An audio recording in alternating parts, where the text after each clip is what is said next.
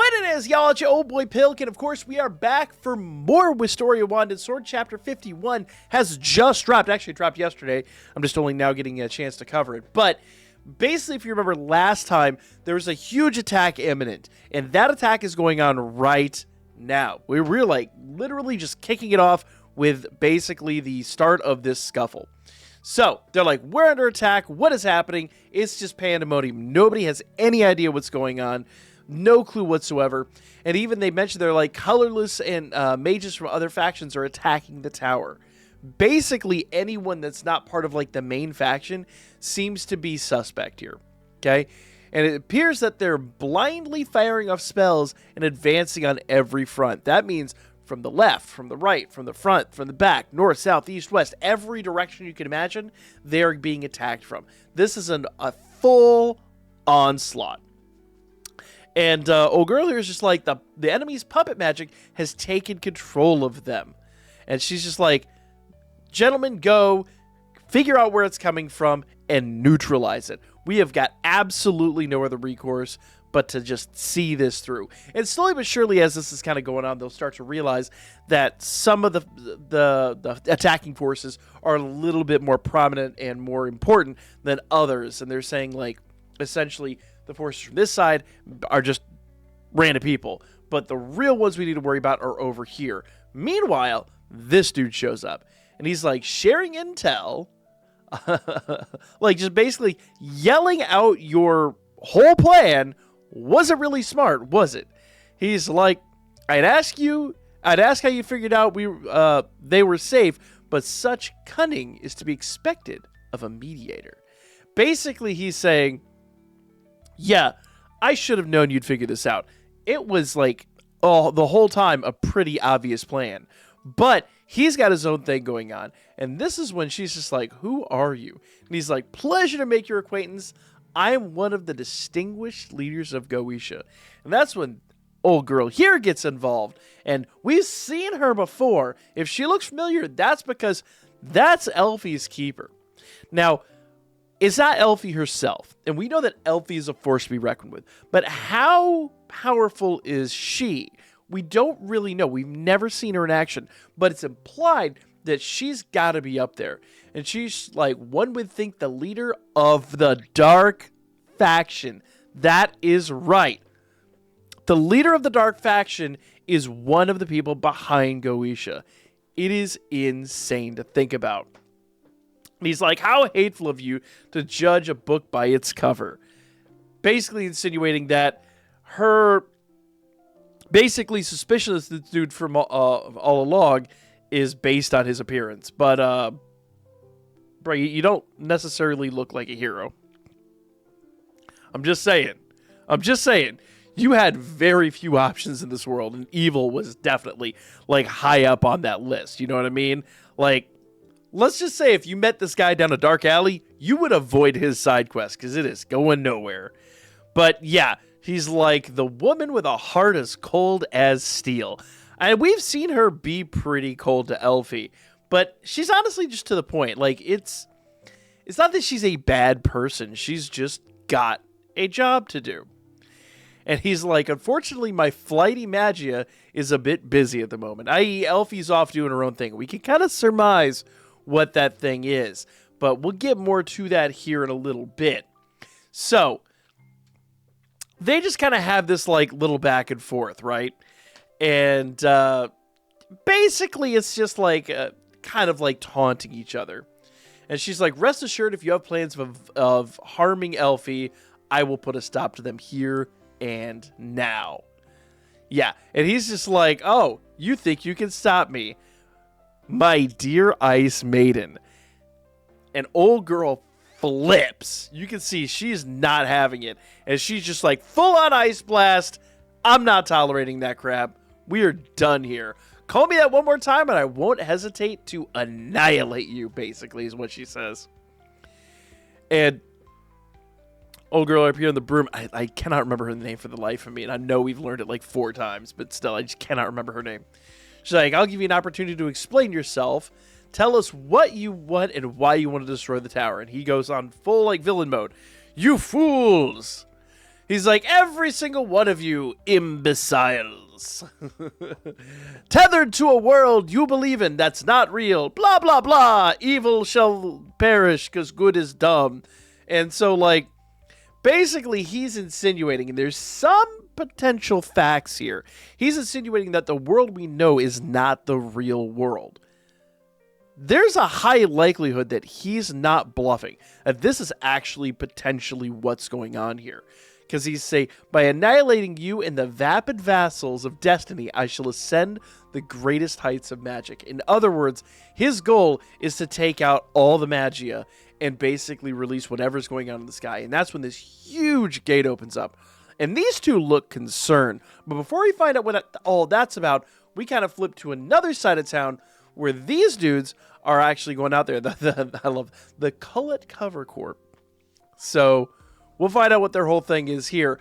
But essentially, they're kind of taunting them because they're like, you know, your magic's not going to work on us. And they say, quote, how sad it is to see the Wind faction fall just as far as the Dark faction. So people have known the Dark faction is like, you know, not great. But the Wind faction, that's right, Arvin. This dude here, the leader of the Wind faction, is actually one of the basically one of the Goetia. He's like, we were supposed to, be stratum mates. Shame on you, Arvin. And Arvin's like, you know, doing the usual. He's crying, he's sniveling. And these guys are like, so boss, what's the plan? And he just starts sniveling. That's the only thing we ever see this dude do. And he goes on a tirade here of just like self-loathing. And basically all you need to know is he's just like, nobody understands me but her. It's one person. That's all I care about.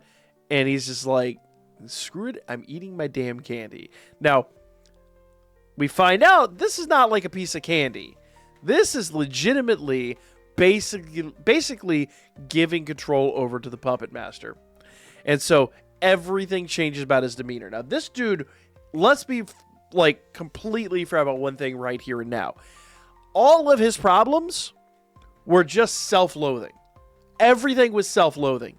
He's got power, as you will find out here in a second. In fact, right now, because he unleashes basically this huge whirlwind. And everybody's more or less cut off. Like anybody on the inside is cut off from people on the outside. And they mentioned it's like basically hard as rock. They're like, it's like a mix of wind and dark magic. So it's pretty darn serious. And he's like, I've ensnared the earth mages. Release the Sleem Brigade. Y'all, I want you to harken back to the big fight we had right before everybody joined the upper echelon here. Remember back to just before that big skirmish we had just before finals. The Sleem is that sword, the one that Finn actually brought to Serdwin, and essentially that sword is like a magic killer, more or less. Like, that's exactly what it's meant to do. They call it a mage killer. It's designed to basically take out the magia. It is a strong and terrifying opponent. And now he's calling this their brigade. So in other words, it's a bunch of people with those Sleem swords. And he's like, why aren't my spells working? And well, they aren't puppets. These are just people that are just doing their thing. And they all seem to have those Sleem weapons. The weapon we saw at Terminalia, yeah. Remember that whole thing was like the basically reshuffling of like the Great Barrier or whatever. And of course, the spells aren't hitting them. Why? Because their swords can kind of break magic. And everyone's just like, what are we going to do? This is bad. This is legitimately bad. Because it's not one person with them. It's a whole bunch. You can see if you look really close in this upper image, there's like, you know, colorless in the background that are carrying it. Just tons of people with these weapons. And now we kind of jump to another battle that's going on around the city. And we've got this random dude, Aaron, this colorless guy. And he's like, well, I had a good run. but I guess this is where I kiss it. And he starts, like, reminiscing. He's going back in the past and just remembering a whole bunch of stuff that's not super important, at least yet. And we hear this spell going off, and this is really interesting.